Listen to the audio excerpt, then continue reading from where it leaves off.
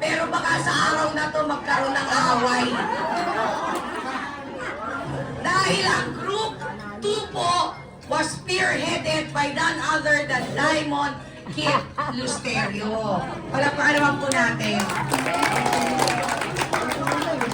Naniniguro po yung isa dito kasi sabi niya, maski nag-spearhead sila dito, si Diamond Joel Lusterio, siya pa rin naman daw nagturo. Diba? Pwede ba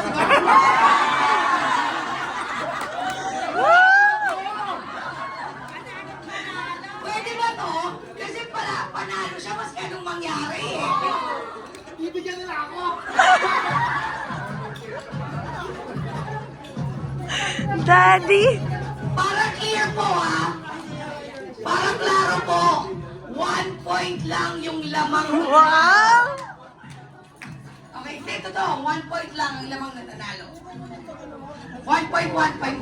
Hindi ko naintindihan kung ba't ganito ang mga nangyayari.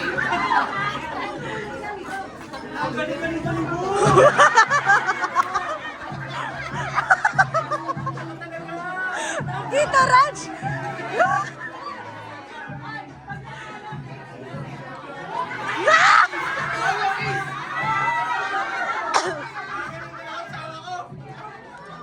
Sinabi ko na, wala asawa. I-announce ko na po ha. Tatawagin ko muna yung first runner-up, tapos yung champion. Okay? First runner-up, ang kulang lang sila by 1 point. Hindi ko po naintindihan yung judges. Salamat po sa judges. Ang first runner-up po ay group number 3. Ang champion po natin!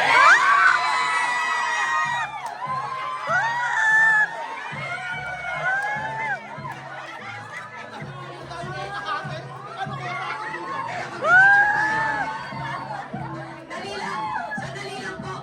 Pwede picturean din natin sila.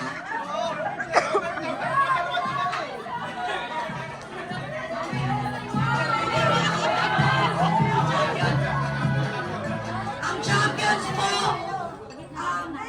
winning 10,000 worth of prizes, 5,000 in cash and 5,000 in products. Group number 2, spearheaded by our very own teacher, Diamond Kip Lusterio. Yay!